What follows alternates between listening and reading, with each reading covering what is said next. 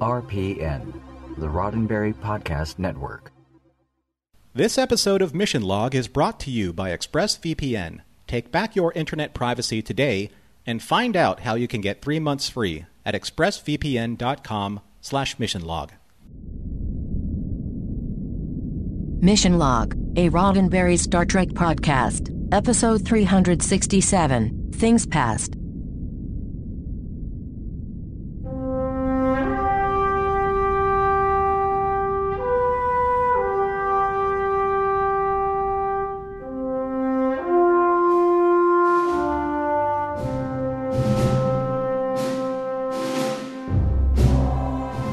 Welcome into another episode of Mission Log, a Roddenberry Star Trek podcast. I'm John Champion. And I'm Norman Lau. Each week on Mission Log, we link our subconscious with yours in order to dig deep into the morals, meanings, and messages of each and every episode of Star Trek. This week, Things Past, the one where Odo links his subconscious with his friends in order to dig deep. Wait, Norman, did you just say something like that? Oh, did I? Well, yeah. Well, I was just planting the idea in your head. It's for you to figure out what it means. Okay. Cool. Well, all right. While I sit over here and get lost in the dark chasms of my own psyche, that should be just enough time for you to tell people how to contact us. Mission Log relies on your participation, so that's why we want to hear from you. Help us spread the word by giving us a like or a share on Facebook or Twitter, where you'll find us at Mission Log Pod.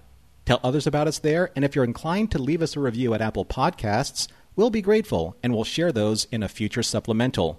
You can reach us on Skype at Mission Log Pod or by calling 323-522-5641. Our email address is missionlog@roddenberry.com, and remember, we may use your comments on an upcoming episode of Mission Log. And now, after rummaging through many things from the past, it's time for the trivia on Things Past. Well, thank you. Today's episode was written by Michael Taylor. So imagine this. You're in New York.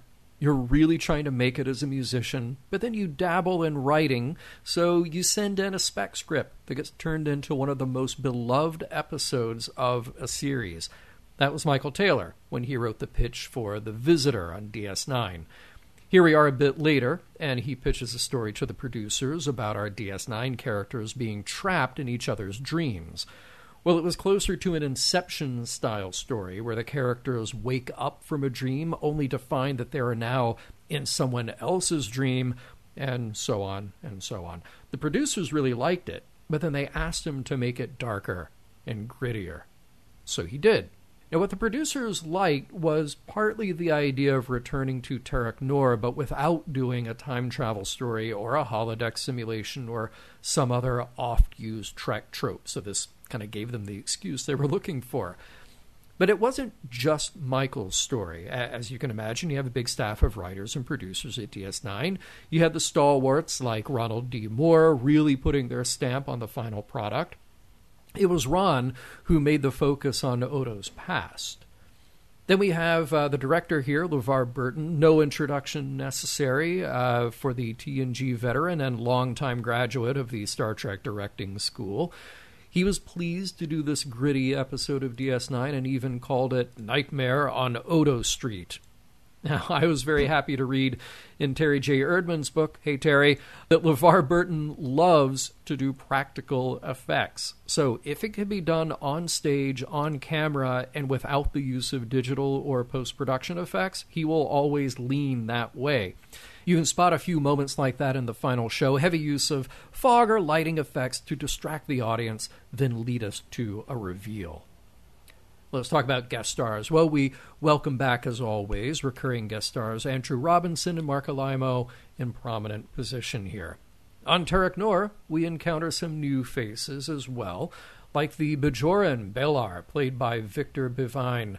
Now, Victor started in film and TV in the 1970s and made the usual stops in guest star roles along the way, like on Chips, The Equalizer, NYPD Blue, and Moonlighting.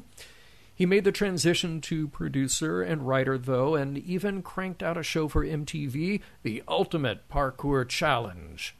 We've seen Victor once before in the movie First Contact as a Starfleet guard on the Enterprise, and we will catch him again on Voyager and on Enterprise. He also lends his voice to the Trek video game Hidden Evil. We also meet the Cardassian Thrax, played by longtime genre film favorite and returning Trek guest Kurtwood Smith. He's usually a guy playing authority roles, probably because he does it so well. Where do you even start? Of course, he turns up in shows like The X-Files and 24 and Agent Carter, but he even appeared in Tim and Eric bedtime stories and lent his voice to an episode of Rick and Morty. He can do it all. He may be most recognizable from feature films like RoboCop, Deep Impact, and Broken Arrow, but yes, we've seen him in Trek before too, as the president of the Federation in Star Trek VI, and we will catch up with Kurtwood one more time in Voyager in an epic two-parter. Just to save you a couple of emails, John, I just want to make sure that we are not remiss in saying that he was also Red in that 70s show. Yes, he was. Because, again, he can do it all. Terok Nor is a horrifying hellscape under fascist Cardassian rule, but it had some great mood lighting. Am I right?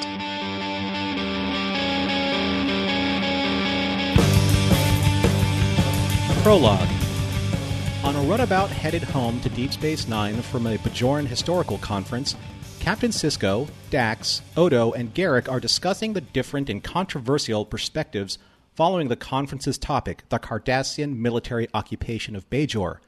An irate Garrick thought that the Bajorans would have appreciated his dispassionate dissertation on the occupation, but Dax and Sisko saw it differently and in full support of the Bajoran perspective. However, it seems that Odo was the man of the hour, hailed by many Bajorans at the conference as being the bastion of law and justice. Noticeably uncomfortable with such a legacy, Odo dismisses such praise as being unworthy of him. As the runabout approaches Deep Space Nine, a Bajoran ops officer informs Worf that the runabout is on autopilot and that all on board are registering minimal life signs.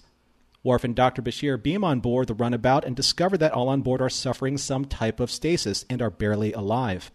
As Dr. Bashir and Worf are baffled with the current plight of their friends, Captain Sisko suddenly wakes and finds himself on a much darker and sinister version of the station's promenade, now littered with impoverished Bajorans and crawling with armed Cardassian soldiers. Act 1. Sisko isn't the only one who finds himself disoriented and discombobulated, as a Bajoran stranger helps him, Dax, Odo, and Garrick to their feet, so that they don't draw the attention and ire of Cardassian security. Meanwhile, in the infirmary, Dr. Bashir and Worf are still puzzled as to what may have caused their four friends to be incapacitated, as they all lay perfectly still and are barely alive on their sickbay beds. Their only clue is that a fairly innocuous Class II plasma storm struck the runabout in a way that caused this extremely uncommon physical reaction, to which Dr. Bashir sets to researching to save his friends. Finding a more secluded area to gather their wits, Sisko surmises that they are on Terok Nor during the era of the Cardassian occupation, but all are puzzled as to why each of them can recognize each other, but are not standing out in the crowd, as obviously a human, Cardassian, and Trill should. Exhausting all speculation ranging from a holodeck accident to a cross-dimensional transfer, one thing is they all agree on. They all have to get off the station before they are interrogated. Dax notices Gul Dukat and his cadre of officers standing atop the upper promenade and ushers all of them to move on, but not before Odo is struck still by the sight of someone familiar. As they continue to piece together the details of their situation, Odo identifies one of Dukat's officers as Thrax, the head of security and Odo's predecessor from 9 years ago. And, before they can blend into the mass population, a Cardassian security team engages them and arrests Dax, who they see as a Bajoran woman. Garrick tries to bribe the security guards, but his efforts are met with a quick strike to the face, drawing blood, which trickles down Garrick's face not only in this reality, but also as Garrick lies comatose in sickbay as Worf calls over Dr. Bashir, as they are both observe what's happening with grave concern. Act 2. Trying to discover the cause for Garrick's sudden nosebleed, Dr. Bashir informs Worf that Garrick and the others may be under some type of psychosomatic stress as a result of the incident on the runabout, but he just doesn't know.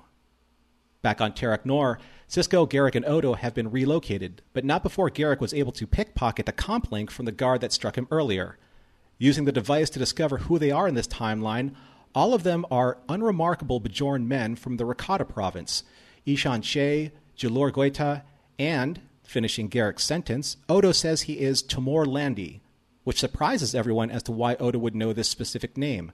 But before Odo can make any sense of these identities, Quark appears and pulls them out of their holding area as he needs fresh Bajoran labor to work the bar. But trying to find the latinum lining in any situation, both Sisko and Odo wonder how badly the timeline would be affected if Quark were to suffer some strange accident during their employment. Meanwhile, Dax is escorted into Gul Dukat's quarters, assuming the name Lita.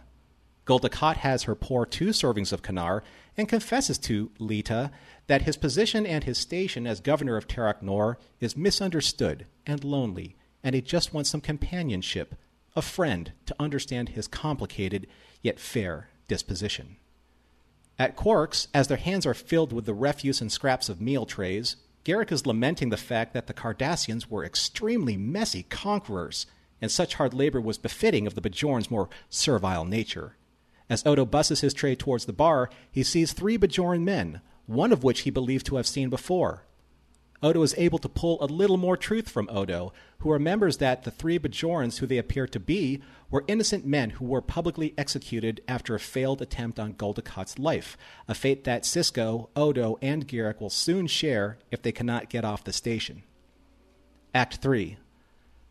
As Sisko, Odo, and Garrick keep their heads down trying to plan their escape, Thrax pays Quark a visit regarding rumors about moving illegal Miraji crystals. But just to keep Quark honest about his business dealings, Thrax threatens to bring in the Obsidian Order just to make sure Quark's bookkeeping is on the honest side. Overhearing Thrax's conversation, Garrick discovers an odd discrepancy. 7 years ago, Thrax wasn't supposed to be security chief of Terok Nor. Odo was. However interesting this all may be, Sisko refocuses his team on making contact with the Bajoran resistance by using a signaling method that Kira told him about. Returning nonchalantly back to their holding area, Sisko walks by some pottery and turns over a specific vase, as he and his conspirators sit to have some soup, waiting for their resistance contact. Shortly after, Gul Dukat, with Dax, as Lita, by his side, strolls the promenade to survey his domain, as Garrick seethes with venom watching Dukat's pompous arrogance. Returning to his soup, Odo is briefly startled looking down at his hands, which are covered in blood. But again, before he can start to piece together what is happening to him, the same stranger who helped them earlier when they arrived on Terok Nor sits with them. He is a member of the Bajoran resistance who has answered Sisko's signal and is not just there for the soup. Cutting to the chase, Sisko tells him that they have an urgent need to get off the station. But before they can finalize their escape plans, the promenade is rocked by an explosion, and through the smoke and chaos, Sisko sees both Dukat and Dax sprawled across the floor. Rushing to her side, Sisko is waylaid by Cardassian guards as he, Garrick, and Odo are rounded up and taken into custody. Act 4. Locked up behind a prison cell force field, adjacent to several other packed cells of Bajoran prisoners, Garrick's gallows humor is in full effect, not so much for being incarcerated, but not for being treated with the respect of befitting his alleged crime, the attempted assassination of a Cardassian Gull. Suddenly Thrax appears as Sisko, Odo, and Garrick watch his efficiency at work as he delivers judgment and sentencing to all Bajorans in his holding cells, men, women, children, in fact whole families alike. When he finally appears before Sisko, Odo, and Garrick, he lays out the collected details and evidence of their crime, all of which appear to be circumstantial, at least in Odo's estimation. With every counter to each allegation, Odo is challenging and begging Thrax to look at the evidence with greater detail and certainty, such as the chemical traces of TNC, which are both used in plasma grenades and cleaning agents, like the ones they used while working at Quark's. There even seems to be a brief moment when Odo seems to be reaching Thrax, as one lawman to another. But Thrax is determined to make his conviction stick, and leaves to prepare his special tribunal for sentencing, with Odo pleading to talk to him all the while. Meanwhile, in Gul Dukat's chambers, both he and Lita are none the worse for wear after this attempt, the fourth in a line of assassination attempts on his life. And as Gul Dukat prattles on and on about how he feels responsible for poorly parenting his Bajoran children, Dax, who has played her part perfectly, attacks Dukat when his back is turned, knocks him unconscious, and accesses his computer. Back in the brig, as Garak hones one of his many explanations to try and persuade his way out of their predicament, Sisko redirects their attention back to Thrax, wondering why he is there as security chief instead of Odo. Odo becomes increasingly defensive as Sisko presses him for any detail about why Odo and Thrax seem to be connected. But once again, as Odo tries to recollect any memories that may be of use, he is interrupted as Dax burns a hole in the holding cell back wall, much to the surprise of its residents. Do they not know a jailbreak when they see one? Fleeing through a corridor towards Goldicott's personal shuttle, Sisko and his team are attacked by Thrax and his security detail. Dax is injured. Garak shoots down Odo's assailant, and Captain Sisko manages to hold Thrax at bay until, to the shock of all watching, he turns into a shimmering gelatinous form and escapes through an air vent. Thrax is a changeling. And to make matters even worse, as soon as they reach the shuttle bay, they find themselves right back in the brig, with 2 hours left before their execution. Act 5. Bewildered beyond understanding, Sisko, Dax, Garak, and a more noticeably irritable Odo cannot make sense of anything that is happening. Being back in a holding cell, but more puzzling, the changeling on the station before Odo arrived on Terok Nor. Sisko wants answers, and he wants to know why all roads lead back to Odo. Once again, before Odo can address what is happening, Thrax appears and escorts Odo to a private meeting.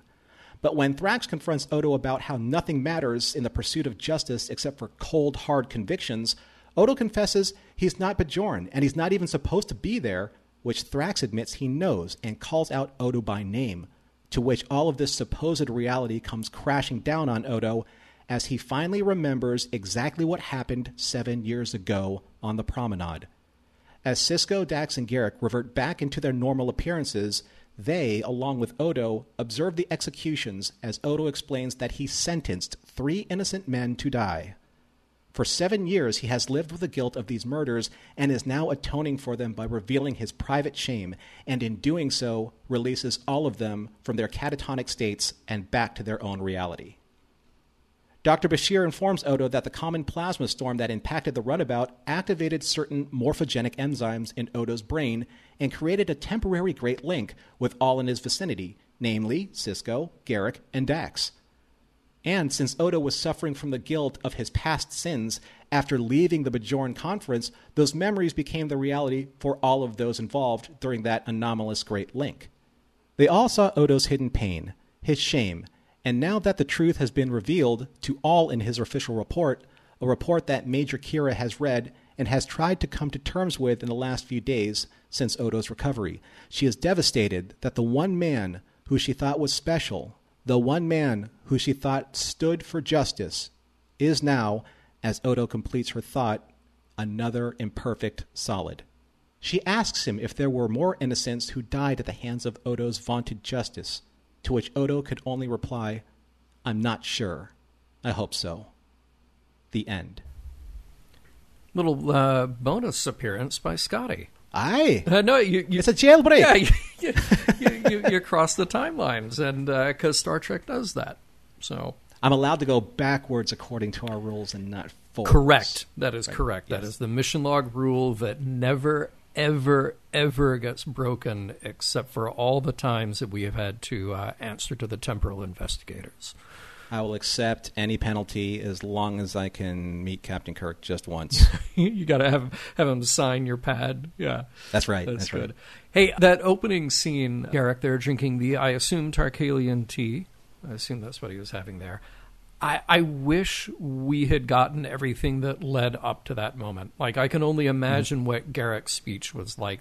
The fact that they literally handed him a tag that said, Elam Garak, former Cardassian oppressor.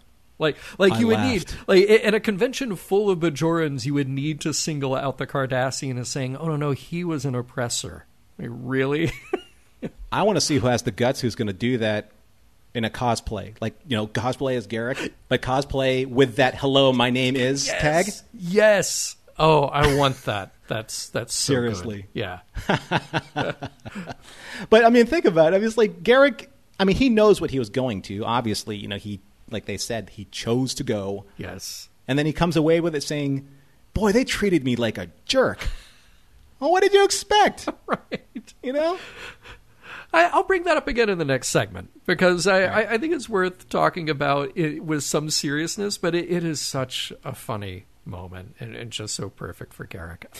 Hey, at the beginning of the episode, Worf is in command at Ops, just right there, just fully present, fully in command. And I was just hoping, and I'm glad that he didn't give a heartfelt speech about protecting humans and then throw a guy across the room, because that would have ruined the moment for me. But good for him, he didn't do it.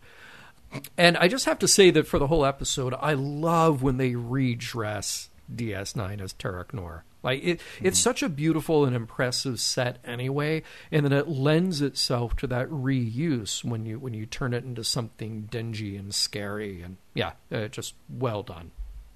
You know, in a previous episode, somebody called out me saying Terok Nor is Terok Noir. And maybe that's why. Yeah. I think it's just subliminal because it is. It feels very L.A. Confidential dark. Exactly. It feels like film noir. Yeah. Yeah, yeah.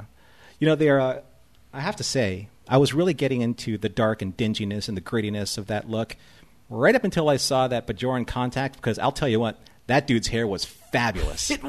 Right. He's got it going on. Yeah. I'm just saying, if you want to blend in, you might not want to have such perfect hair. Just saying, when everyone else is dressed in rags. Yeah, that's very true. Yeah. Well, he was on his way to Trader Vic's. His hair had to be perfect. So yeah. I like the use of as soon as they realize where they are and they don't know why they're there, that Sisko says computer end program, and truly that is the phrase that all of us have tried to use at some point or another.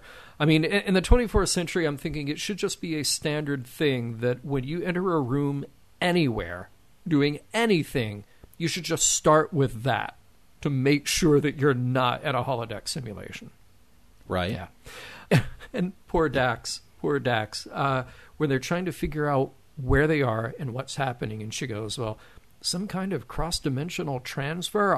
Our conscious minds might have been moved through time and space, but that's just a guess. That's just the first thing off the top of my head. You know, as you do, you just might come to that as a guess right away. I mean, it reminded me, there's this episode of, I laughed when I saw it like in the 80s. There's an episode of Lost in Space where Professor Robinson is there with, maybe he's with Don West, and they on the middle of the planet, there's this thing, and it's literally just like a little circular platform with a little backlit dome on top of it. And they look at it and go, what is that? Well, it looks like some sort of matter transfer device. It's a platform with a dome on it. You have no idea what that is. And Dax, just like, you have no idea what this is. I just love the technobabble. It's great. But you know what, though? It brings up something that you said in trivia, where these were the ideas that were kind of developed, and it's like, we don't want this trope and we don't want that trope. Right. Yeah. It's kind of like what she's saying, and they just threw it in there like, nope, we don't do these tropes. That's not what this is. Mm-hmm. So instead of that, we are in something new. Right. You know? Absolutely. And I like how Garak, you know, he was like right lockstep with her. Like, what would a tailor know about any of that stuff? Yeah. Well, right? Okay, yeah. What would a tailor know about that stuff? But come on. I mean, we can drop the whole... I'm surprised that Odo even said that about him being a tailor. Because we've dropped that pretense long ago. It's just not even a thing anymore. You know? That's true, right? They have a completely different relationship now. Yeah, after Dias Cast and Broken Link, you know, where... Just like, hey, you're a part of the Obsidian Order. Oh, okay, this is why you know all this stuff. Done. Like, we're just done. And we all accept that you maintain this tailor shop because you got to do something. You got to be somewhere. But we're not even pretending anymore like that's what your true calling is. Hey, what color is Cardassian blood? Is it sort of brown? Or I couldn't really tell. But we see it in that scene where he gets punched. And then you cut to the infirmary and he's bleeding from the same place. You know, it just... He bleeds, and I thought they tried to make it look a little alien, but we couldn't quite tell. Yeah, it looked like Kanar. I think you're right. Kind of viscous and dark. Yeah. Yeah. Let's just get that Kanar prop stuff and just pour it all over Andrew's face, in prosthetic, and there you go. It's just like, oh man, Cardassians, they love Kanar so much, it's just running through their veins, literally running through their veins. Yeah, right. With let's put Rakta-Gino, in IV drip for the Klingons, Kanar for the Cardassians. I always thought that it was interesting that scene, because I thought that this episode was trending a little bit more to like what was going on with the Matrix, because in the Matrix, whatever happened to you inside the Matrix happened to you outside in real life. Thought the same, yeah. And the whole thing, you're right, with Garrick being a pickpocket. I thought that was neat, though. Yeah. It's like Garrick, you read Garrick in so many different ways, right? So Garrick tried to bribe his way out of the situation. But did he know that when he was going to bribe his way out of the situation that he was going to get punched, because he knows Cardassian psychology so well that he goaded the guy into punching him so he could pickpocket him for the comp link? Right. Well, or am I giving him way too much credit? Yeah, maybe. I mean, maybe he's just that good in the moment. Yeah. Yeah. I like to think about that. I do really like in this how Quark is just different enough. He's in a different power dynamic when he's on Terok Nor versus DS9. He's answering to different people. The stakes are different. The whole business is different.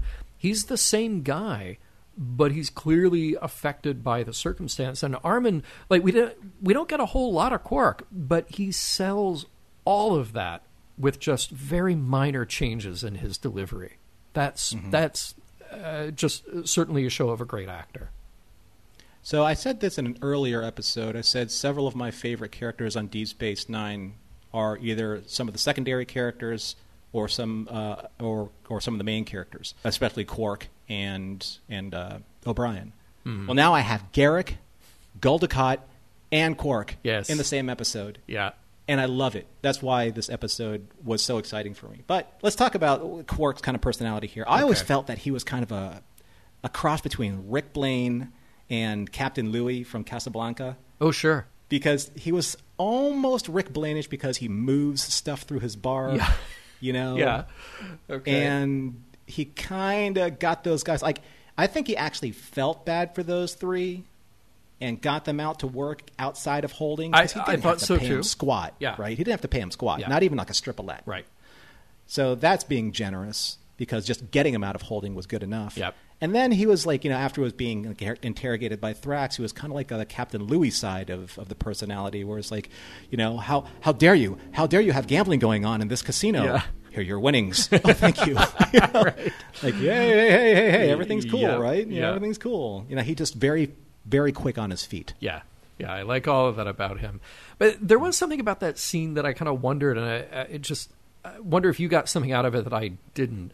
So when it's Odo says something to Sisko about Quark having a little accident, and then Sisko agrees to that, and he wonders if it would affect anything in their own reality, if literally saying what if we kill Quark?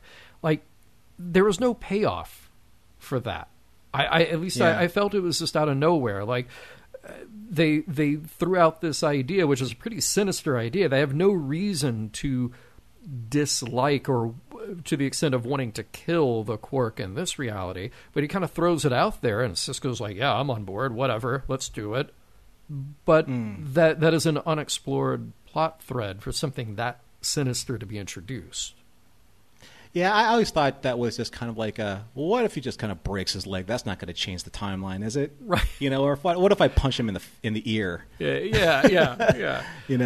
That's kind of what I took away from that. Yeah. I hope that's all it was. Because, again, it was just sort of they just met this version of Quark, and Odo has this strained relationship with Quark anyway, but in the real world, they still look out for each other. So as a joke, they didn't really play it as a joke.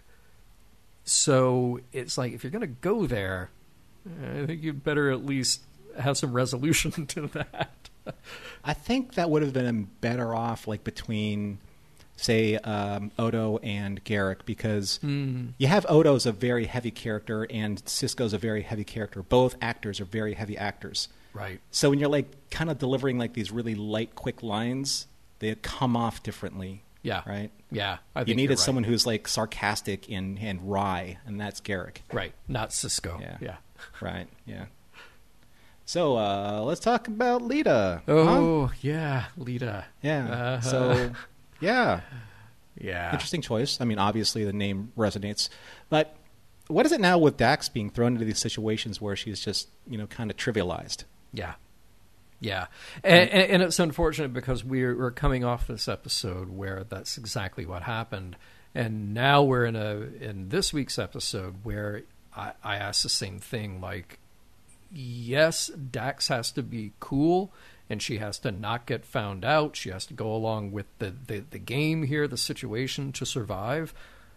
But, I want Dax to be the tough butt kicker that she is, and really be the smartest one in the room. But here it's just not happening. I'm surprised that this is kind of like the same Dax that gave so much agency to with, say, like, Blood Oath, when she went off with Korra, Koloth, and Kang to take out the albino. Yeah. Right? I mean, she was there. Yeah. She was fighting. She had a bat'leth in her hand. Right. She went off and went to go get the sword of Kalis. Yeah. Yeah. I'm not saying that what happened to her, where she ended up with this character was bad. It's just that she walks into Kuldakott's office and does the little twirly around and her hand shaking because she's fearful. And I know that's all an act. It still doesn't sit well with me that this is where Dax has ended up in the last, say, couple episodes. Yeah, I agree with you there. Hey, and speaking of that drink with Dukat, not a whole lot of specific food to mention in this episode, but there's all that like half-eaten stuff on the plates at Quark's, and we're driven to think that it smells bad and it's been out there and it's gross. And I thought this is the one time on set that you use actual sushi, because that is just sitting there all day. It's going to be gross at the end of the day. I thought it looked like squid. I did too. I thought it was fish of some sort. Squid, perfectly acceptable. Yeah. And in that scene, interesting bit of dialogue there where Cisco and Garrick are chatting, and Cisco says everything is tidy when someone else is doing the cleaning. And Garrick says the Bajorans were much more suited for this kind of work than we were. Servile work is in their nature. To which Cisco replies, I'll remember to mention that to Major Kira when we get back. And then Garrick says, there are exceptions to every rule. And wow, just Garrick's built-in racism. It is just a painful bit of dialogue. And then I think back to the beginning of the episode. What was it that Garrick said when he was on Bajor, letting something like this just slip? Because it's just this casual racism, just this casual superiority. You're like, well, of course we conquered you because, I mean, you're servile, you're weak. That's what we do. Why is this such a big deal? It's so interesting how Garrick phrased it in one way, and then Gul Dukat calling them children who he must parent in the same way. It's interesting. The Cardassians have just always seen the Bajorans as being infantile and subservient. Yeah. Yep. Absolutely. And maybe it's because they're religious. Yeah. Could very well be. That right? could be part of the equation there for them. And I have to agree, John, the everything's tidy when someone else is doing the cleaning. That's my favorite line in this episode. It's so brilliant. It says so much. Yeah. Right. That is a cracking piece of dialogue there. Another great bit of dialogue. Quark says to Thrax, well, you know how rumors are. Thrax says, yes, they're usually true. That is just, on so many levels. It's good stuff. Don't even need to describe it. I bought Kurtwood as a Cardassian wholesale. Oh, he looked so good in the makeup. His makeup is awesome, and it's a little bit. That was a little bit lighter than Dukat's or some of the other Cardassian we've seen, or maybe it's just the lighting on him in those scenes. It just suited him. It made him stand out, and he sold it because he's just that good. Oh, I love that little detail of turning the vase over as a signal to the resistance, because it is one of those very World War II, again, talking about film noir, Terok Nor. It felt perfectly in place there. Sure, you almost feel like, say, like a Mr. Burger type character, from the Bajoran Underground, hey, I have this really nice ring. Yep. It fell into your soup. So, what does it say? Yeah, I always thought that the scene that's or scenes towards the end where Odo was really just in such pain and agony of trying to, and I'm saying this in like not necessarily a physical pain and agony, although he was showing signs of that too, but trying to mentally flip Thrax over to their side. He can see it, right? He can see that there's something that's behind Thrax's eyes that he can connect with as a lawman. You know, it's like, you're there, do the investigation, do the work, keep digging, keep doing it. You're almost there. You can almost prove your case. And just the Renee acting from behind that prosthetic, but getting such depth and emotion in those scenes is unbelievable. Yeah. So good. So good. And you're a film fan, so I'm sure you appreciated the Hitchcock zoom. Yes. So awesome. Yeah, describe it for our listeners. Yeah. So when I took film study, and I do believe that Alfred Hitchcock himself, he created this special effect camera shot or camera dynamic for Vertigo. That's correct. Yeah. What happened is there was a cameraman at the time. They would lay on a dolly track, and they would pull him backwards as the cameraman would zoom as quick as he could, zoom the lens forward. So the background would fall away, but you would focus, and the foreground elements, especially the actor, would rush towards you. Yes. So that the background would fall away in frame and just completely get, kind of like fuzzy in the atmospheric perspective, and you just feel like the ground just comes out from underneath you. And that speaks to LeVar as a director, again, using the technology around him to tell the story and convey the emotion. And Jonathan West being, he was the DP on this episode, so again, very technically adept. And we talked about how technically adept he was previously. But I probably one of the more famous shots like that, the Hitchcock zoom, is in Jaws. Used a great effect there with Roy Scheider on the beach. But it's unmistakable when you see it. And I'm so glad that they used it in this. Yeah, yeah.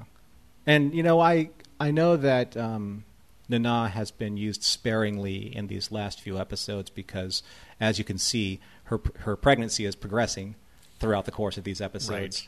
Right. But her scene with Odo in the end, as short and as small as it was, it spoke volumes, and it's a credit to what she can do with a few lines as an actor. If Odo needed to share his pain, maybe it would have been easier to just call Sybok. I hear he's good at that.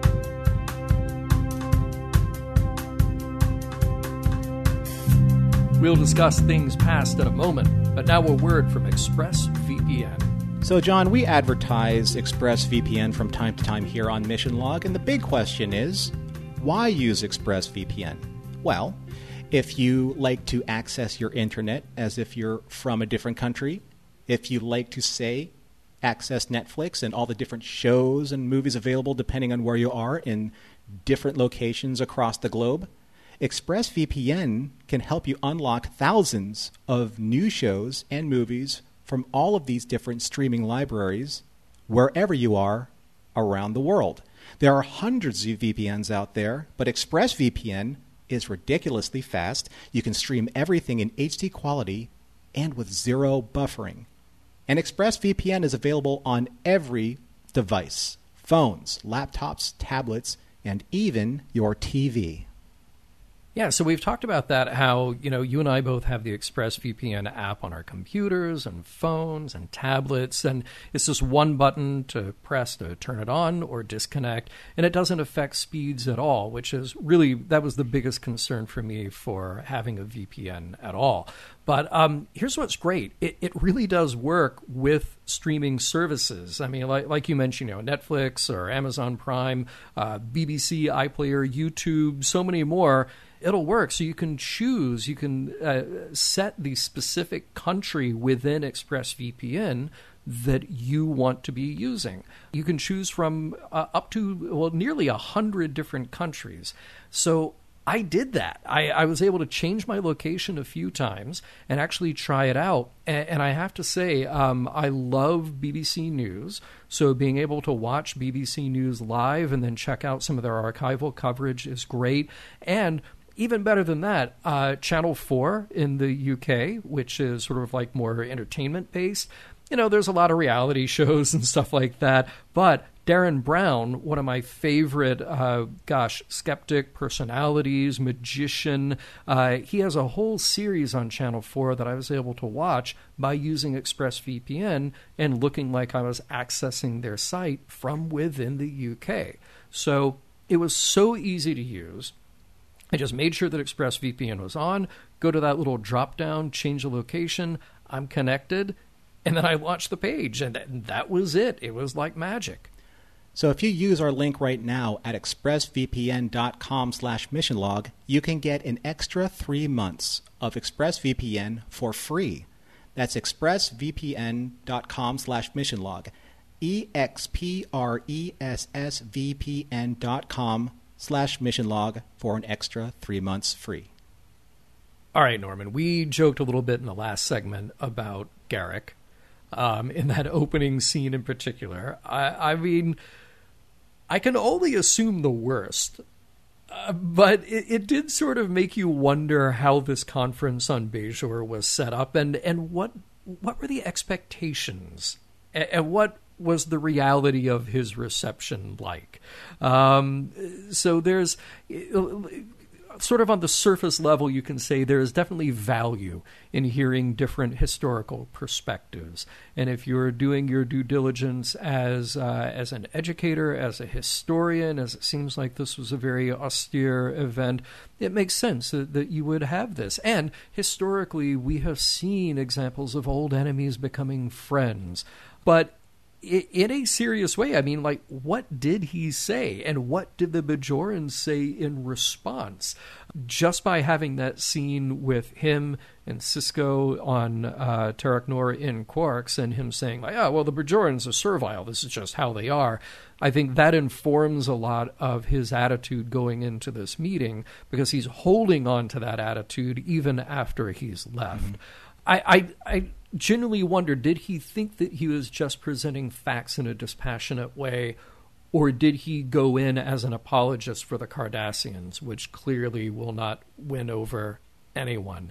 And I also wonder, was there no sympathy or attempt on his part at understanding on his part? Like, look, I know that that's not what this episode is about necessarily, but he is a major part of this episode, and we start out with that, and we see that attitude carry through. I don't think that the Cardassians are apologetic about anything. I honestly don't. That's very true. So, in using that as my rationale, I do think that Garrick went under the pretense of having this dispassionate, open discussion about how the Bajoran occupation and the Cardassian involvement, but not in an apologist way, in just, these are the facts as we saw them. It's not our fault that you don't see them the same way.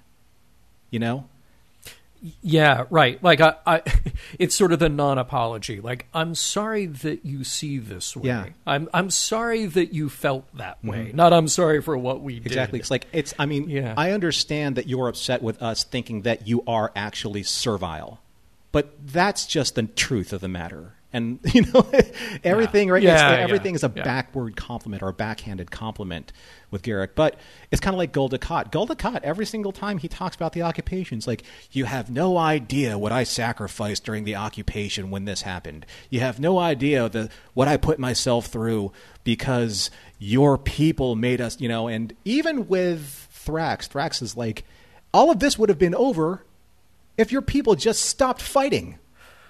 Oh, yeah. Well, yeah. I've got thoughts about that. Yeah. Right? So, yeah, I got thoughts about that too. Well, all right, you mentioned Dukat, and I think we should look. This is all leading up to Odo, because Odo is the centerpiece of this episode. We have to talk about him, but I think we need to make some stops along the way here. Dukat, very interesting again. I think Dukat is one of the most interesting characters out of the most interesting species on the show. And when I say interesting, I mean that here he is terrifyingly creepy and exploitative. I like that they've explored all these sides of him. And here we get more of this dimension that's not just a warrior conqueror. He's leaning into this manipulative part where he's got like this personal ego at stake in everything that's happening. It's not just about, he's not just the mustache twirling bad guy who's like, how much land do I conquer? How many bad guys, how many good guys do I kill in the process? Now there's something that we've seen hints of, sometimes very obviously, all along, about his ego involved here. He wants and needs female approval. And to that extent, it's even more twisted that so far it's his passion for Bajoran women, the inferiors that he has conquered, that servile species that he has conquered. Think about it with Kira. Think about it with his Bajoran, half Bajoran love child, Zial.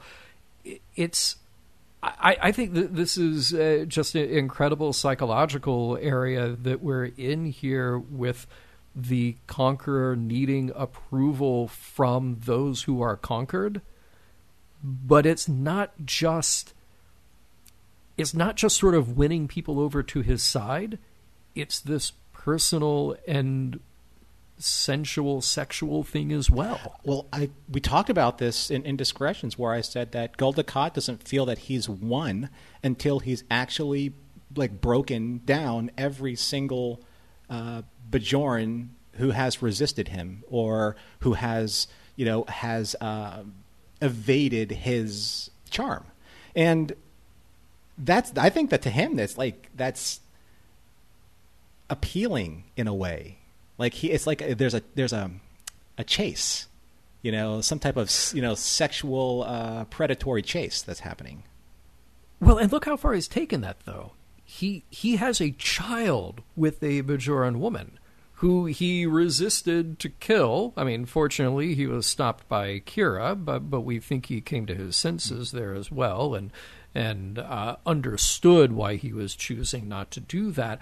But it's like, it's not good enough just to have, for that period, have been the conquering force. It's not just good enough to have won someone over to his side, which they didn't. Clearly they were resisting. He had to go so far as to actually reproduce with a Bajoran and have Bajorans as lovers, even if they were rightfully so resistant. And they were non-willing in this, but that is equally, it seems, a goal of his as the military goal. Well, you can take it in almost like a real-time analogy with, say, the way that 12th century, 13th century England treated Scotland. So in England, they wanted to conquer from without and within. And the way to do that was to defeat them militarily, but also defeat them by diluting the native population, i.e., the right of prima nocta, raping, and taking children for their own and raising them in English lords and ladies, as on countryside farms and houses, and taking them as wards. That's the way that I see kind of Dukat being. He's like this lord of Terok Nor.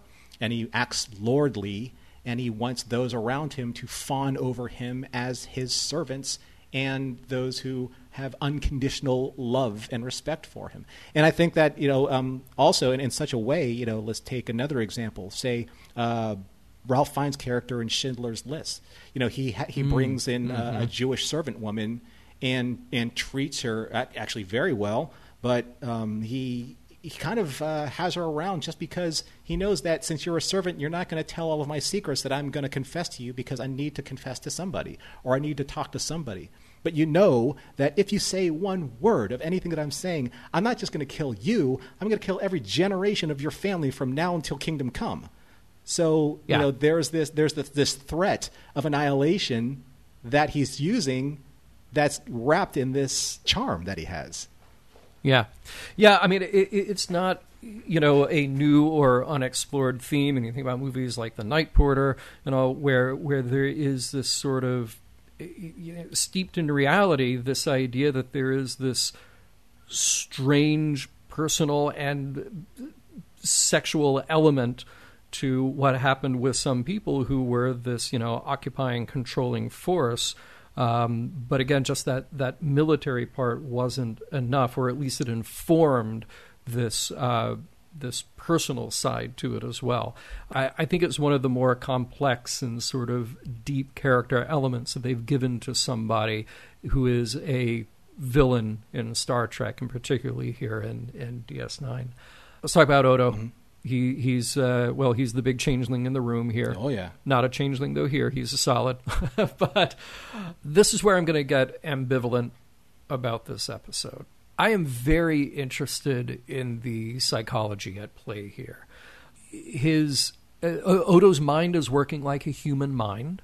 He is using this dream state to work through a problem, or specifically to relive a trauma. And our minds do that. Our minds work overtime attempting to make sense out of complicated situations or justify things which we otherwise wouldn't really be able to justify. So that subconscious is just ticking away. And I really appreciate and love the idea that Odo is complicated. But I ask myself, did this episode really feel the need to take him down a notch? And really take him down a notch here.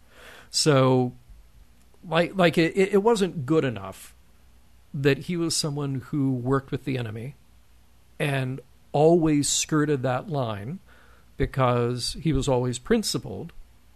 But no, here they sort of slip in this extra detail that he knowingly called for the execution of innocent people. It's a good story.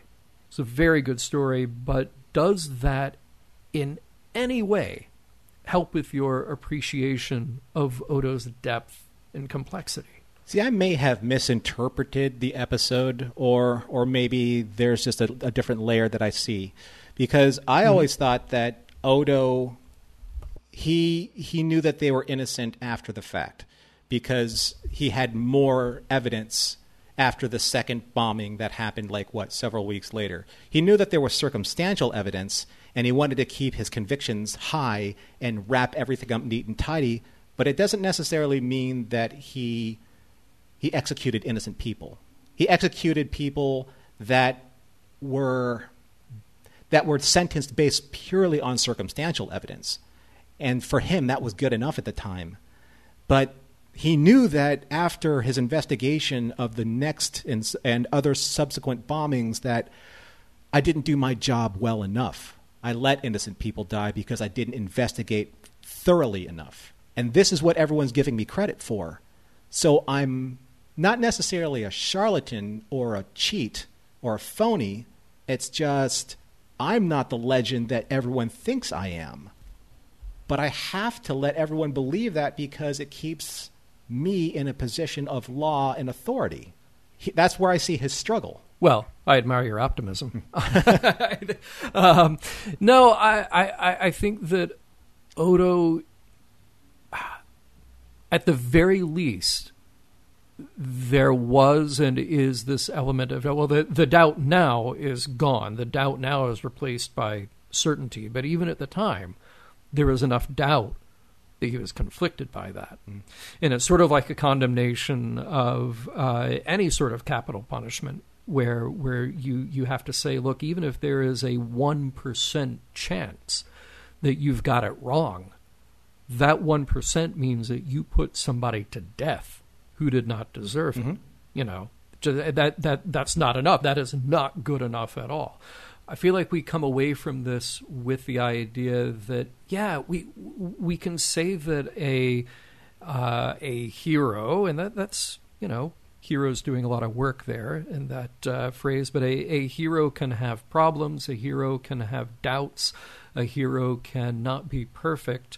But I think we're also asking a lot to say, oh, and by the way, this is the one who allowed these potentially innocent people to die.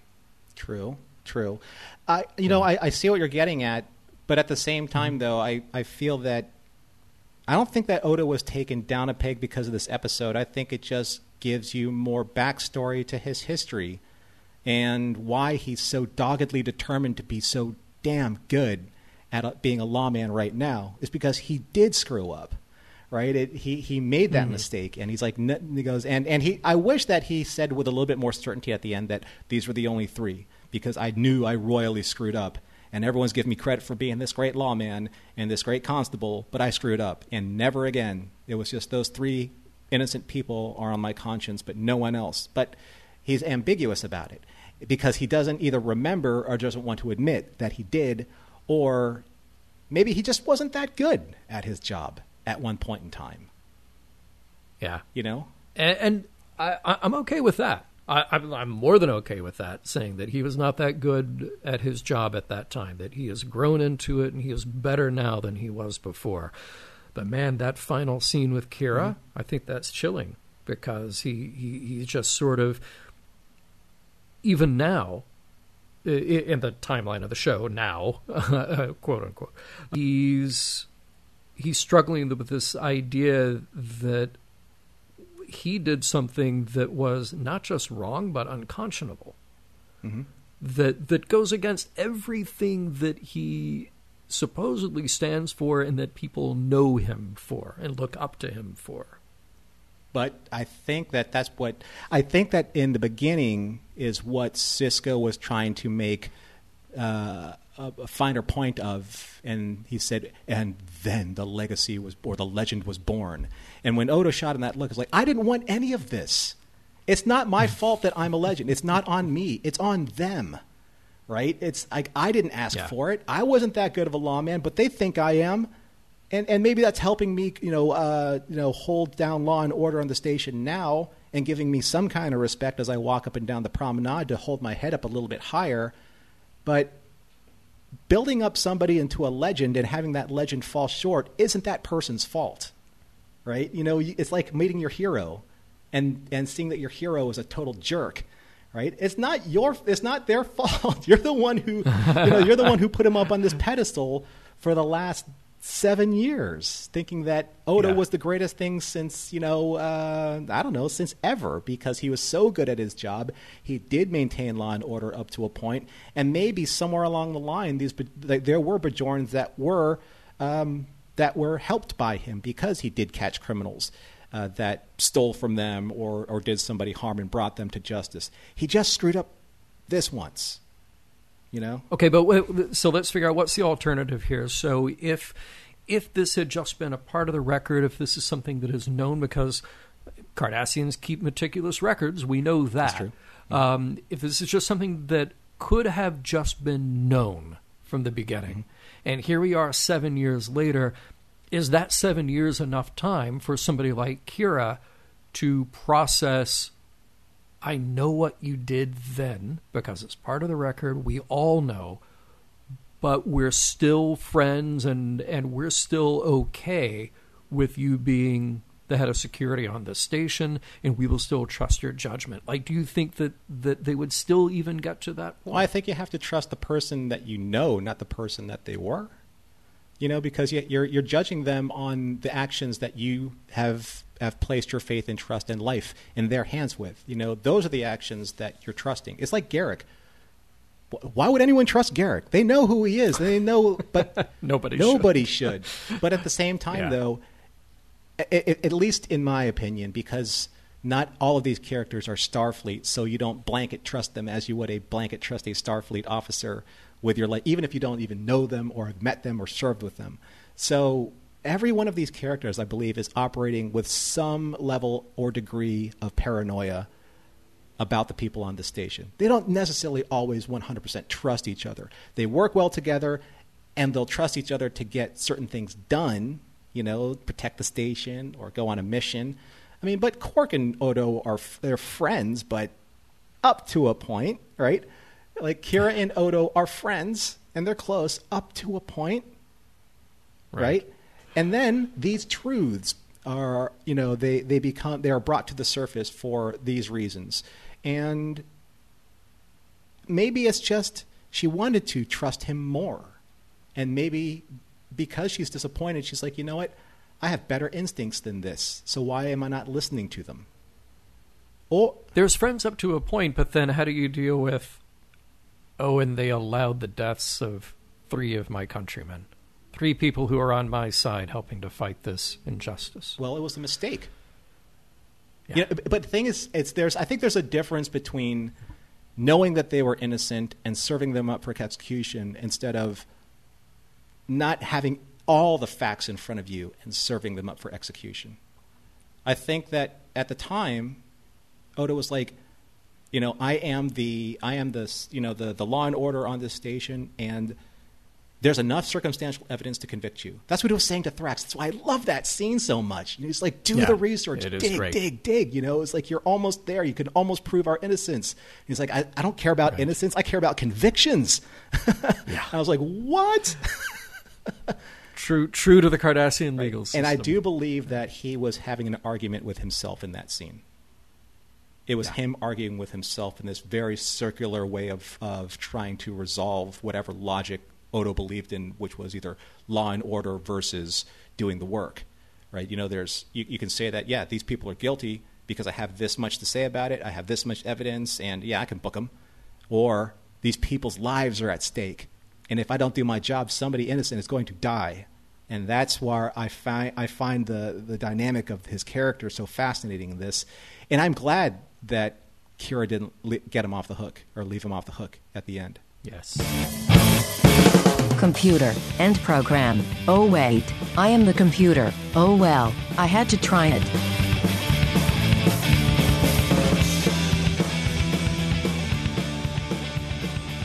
We've had a lot to chew on in this episode, and this episode is very deep in terms of its morals, meanings, and messages. But first, as we do with Mission Log, we want to take a look to see if this episode first holds up in our opinion. So, John, how did you feel about this episode?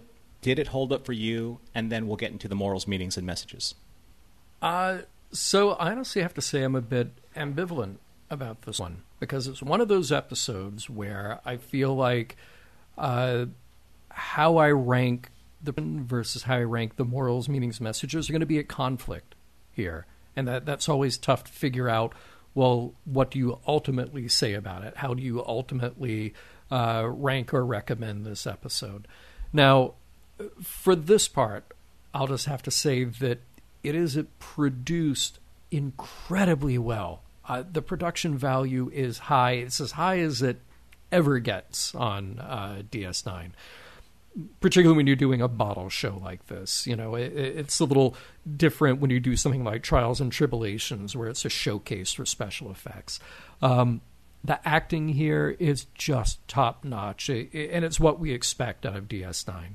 It is laser-focused on this mystery surrounding a character, and it does not pull punches about that character. And let's talk about the guest stars. Kurtwood Smith, magnetic. He's incredible. I wish he could be on every episode as a Cardassian, as Thrax, or somebody else. There's a gimmick here, which is, why this is all happening. And I know that they wanted to stay away from time travel or mirror universe or holodeck simulation. But that gimmick is, it's stretched a little thin even for Star Trek. Because it literally comes down to scenes where, what's causing this? So I don't know, man. It's just weird. That's kind of what we get. But I'm still asking myself about this episode, why? What is accomplished by taking Odo to this additionally dark place? We have gotten a lot of dark places out of Odo. Odo is one of the most complex, fascinating characters that we've had on DS9 and out of all of Star Trek. What did we accomplish by going one more layer with him here? And is that the best use of time with him? Because we know that he served under the Cardassians. We know that he wasn't necessarily a willing participant. He was the hired gun, And that's all stuff that we got across before. I think you could infer a lot from before. So if you're going to go here, I think, honestly, you kind of get it out of the way up front. Then you allow the time to rebuild and heal after that. So I know that this may sound like a lot of wishful thinking on my part, and if you've listened to Mission Log long enough, you know that I don't always have to have a story that has a happy ending, but bear with me here for a minute. I would have preferred that we give Odo a reason for his actions where he truly had no choice, where we truly saw the conflict instead of like, well, this is the best answer at the time. He could still be guilty. He could still be shown forgiveness. And he could still have that moment with Kira. Like that is all valuable stuff. But to me, this episode's story feels like it went a step too far.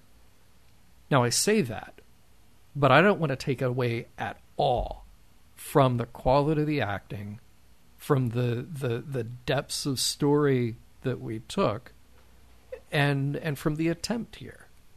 I think I just part ways with it when I ask why. So, Norman, how do you feel? Yeah, I love the production on this. I think it set the tone for, not just for returning to Terok Nor and for, I love origin stories. I love origin story type formats, so I got to see a little bit more of the past. 7 years now before, Sisko came on to Deep Space Nine. And I think it also is allegorical to what's going on in Odo's mind, in Odo's soul. It's dark, and it's there's a lot of paranoia, and there's a lot of just gut-wrenching angst that's happening throughout the course of this episode, throughout the course of this narrative.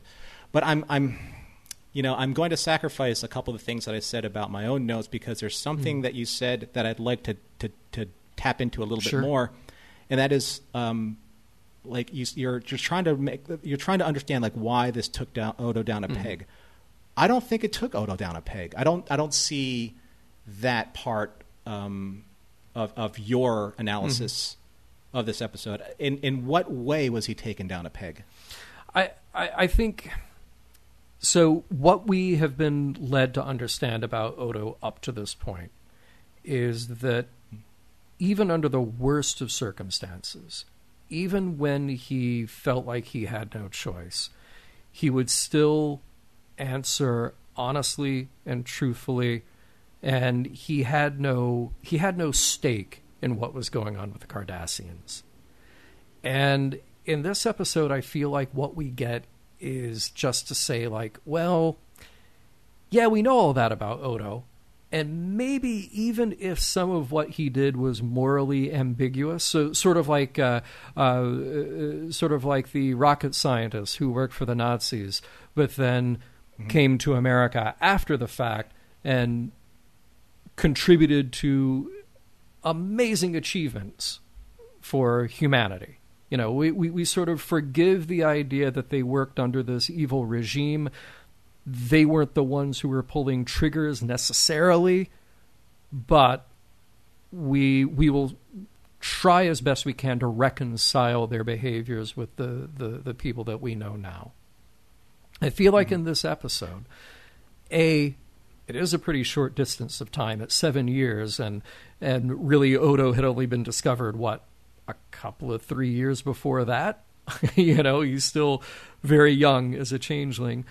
To me, this episode left us with this idea that Odo was willing to suspend his principles. He was willing to not act ethically or morally or even thoroughly doing his job because it was expedient.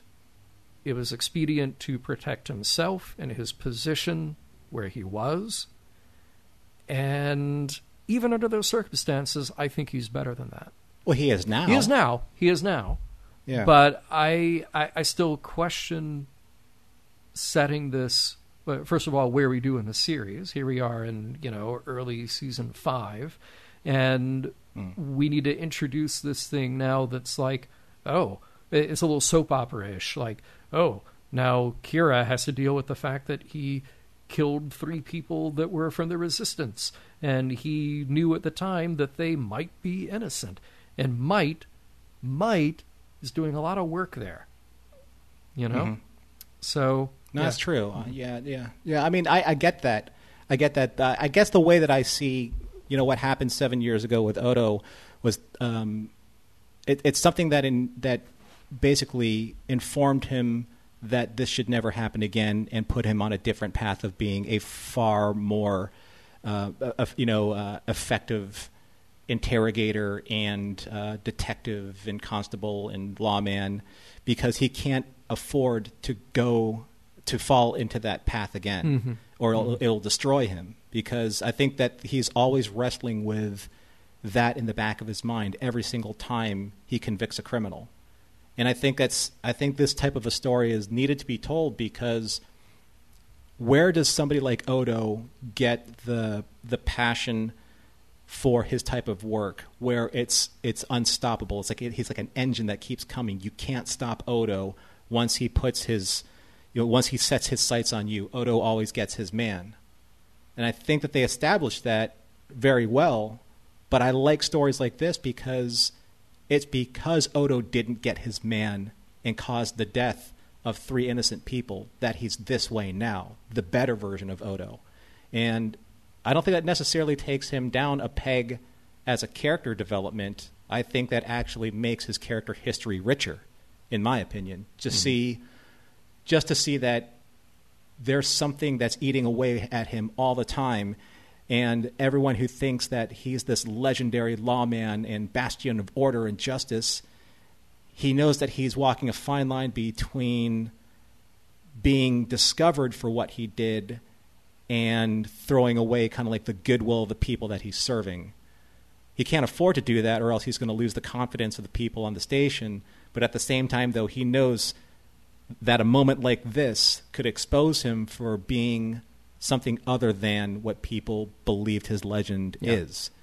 But they built that up. I'm still going to stick to that point. They made that legend. Look, there's a lot of truth to what you're saying. I don't disagree with you there. I think that maybe the wall that I'm hitting with this is that this is something now that has been kept secret, is eating away at him, and he's got to deal with now because, again, in the timeline of the show where we are, it's today that Kira comes into the office and says, whoa, how could you do this? We haven't had the opportunity in this 5-year history now that we've got with Odo to pick apart and reconcile, here are the things that happened in the past. Here's how we'll give forgiveness and acceptance to who you are. And that might partly be affected by just sort of the reality that this is 5+ years into a show where I know we've only got 7 seasons of that show. And it's like, okay, you come in here in the fourth quarter with this. So that might partly be coloring my acceptance of the story that they told here. Yeah, I can say that the timing isn't probably the best for this. Usually this is kind of like in, say, like the first half, of the total body of work. But knowing that, the entirety of season 4 was a timeline that changed kind of like the overall narrative, maybe this, like at the beginning of season 4, would have been the right time, right in the middle of everything, But yeah, I can see the point of, it's a little kind of late in the game to kind of give a little bit more exposition to a character that's already well established. And so where are we going to go with this? But at the same time, though, I do like going back into characters' histories and seeing a little bit more depth. It's almost kind of like something that works in novel form. You read about this in a novel and you're like, oh, wow, I wish I could have seen that in an episode, but where would it have fit in? Yeah, it's sort of like I kind of want the next scene after this, which is Sisko sitting down with Odo and saying, I understand that you did terrible things. You need to grapple with the idea that you did terrible things. Because you need that scene with Kira, but Kira's coming from a different place.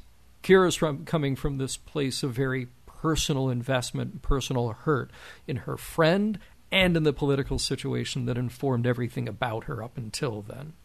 So you kind of need this outside place of a guy like Sisko to put it in perspective. But I don't think we're going to get that in the next episode. We'll fanfic that. We will. Right. All right, so after all is said and done about sort of our judgment of the episode, I think, if we look at morals, meanings, messages, there's, in a challenging episode, there are great, great scenes just front to back. I really appreciate Odo saying there is more to life than rule of law.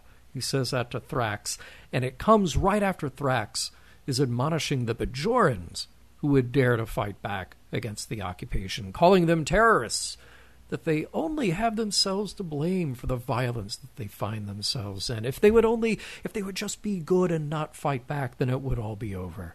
Oh, that is painful. That is painful. Yeah. Good for Odo for saying something there. And, there is something here about Odo. Are we to do as he says, not as he does? I can certainly relate to the theme here of honesty and integrity and following evidence where it leads rather than drawing a conclusion that is convenient. But Odo didn't do that 7 years ago. He sold his soul and his integrity to his superiors. I don't know how you recover from that. But then that's sort of where we are on the journey with this character, as we have picked apart today. And again, I wonder if there is a missed opportunity here. Can you be the guy who was just following orders and still be a good guy? Can you have done something wrong in the past and still be redeemed and forgiven? Because there are degrees to that. There are levels to which we will accept that. Those stories are there and available to Odo, and I think I would have been more interested in following these threads rather than just taking someone, again, I say take him down a peg, because it felt like, well, this is interesting. Yeah, let's just mess with Odo this week. Because we've already explored in many episodes preceding this, what was it that made Odo who he was back then?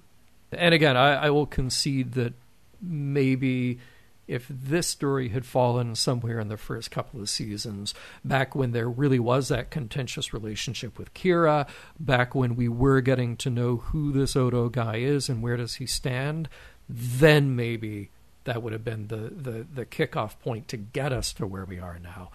What about you, Norman? Morals, meanings, messages? Well, I felt that this episode had a lot to do with perspective and forgiveness, and there's a line of dialogue that I attribute to this in my particular understanding of this episode, and it comes from J. Michael Straczynski, and he said in one of his episodes of Babylon 5, there are 3 sides to every story: your side, their side, and the truth. And in this story, I believe that holds true because 7 years ago, Odo was a much different person, under a much different set of circumstances. He believed what he was doing was right as the head of station security and the head of the promenade, as security chief of the promenade. And he believes that if he maintained a more organized system of law and order, that maybe he saved more lives instead of creating circumstances that would have either taken more lives or ruined lives. He's trying to justify the amount of convictions versus the amount of lives saved or criminals stopped. He's weighing things out very dispassionately, as Garrick did in the beginning. He was weighing his dissertation at the conference dispassionately, and that's where Odo was. It wasn't about who I felt was right, who I felt was wrong, how did I feel about this person, how did I not feel about this person, did I care, did I not care. It was about convicting or releasing. Right. That he was a mechanism in this situation. And he made a mistake. He made a grave, horrible, tragic, terrible, unforgivable mistake that cost the lives of 3 innocent men because he was trying to maintain a code and a system that gave him purpose. This code of being this bastion of justice and law. And 7 years later, now, I believe that tragedy, that personal tragedy of his, has made him a better professional and maybe even a better person because he can no longer afford to suffer another failure like the one that cost the lives of 3 innocent people. So he made a mistake, and he's paying for it. He paid for it and is still paying for it. And now his sterling reputation, the reputation that everyone believes is unstainable, has a stain on it. And it may not be the last one if we discover more. Mm-hmm. What matters is what we saw in that private moment with Thrax that we discussed earlier, that he's grown from that mistake. And in that scene, he's trying to warn Thrax of that same fate. But Thrax is him in that scene. He's the allegory of the younger version of himself. Odo is trying to sell his younger self and convince his younger self that you can't afford to make this kind of mistake again, because not only will it damage you, it'll make you feel like a charlatan. And we can move forward and forgive ourselves and our mistakes of the past by making sure we don't repeat those mistakes. And in this episode, where I think that Odo, he is actually seen in a nice period of growth, is that he's trying to atone for what happened. Every single day he walks the promenade and tries to maintain law and order.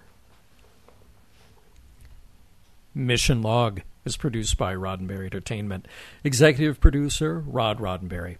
Our website and your opportunity to comment and connect with us is missionlogpodcast.com. If you'd like to support Mission Log directly, you can do so at patreon.com/missionlog. Enjoy all the great Roddenberry podcasts at podcast.roddenberry.com, where you'll find Women at Warp, Priority One, The Trek Files, your daily Star Trek news, and Shabam. You can't handle the Shabam.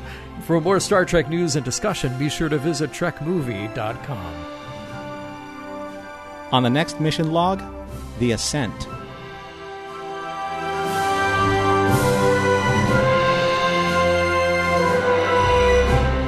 Some of the music for Mission Log provided by Warp 11, online at warp11.com.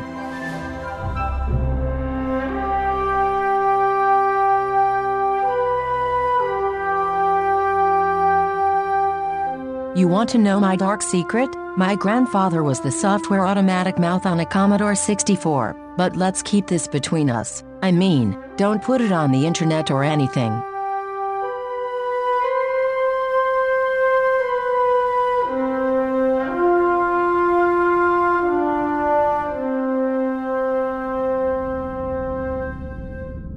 End transmission. Podcast.roddenberry.com, the Roddenberry Podcast Network.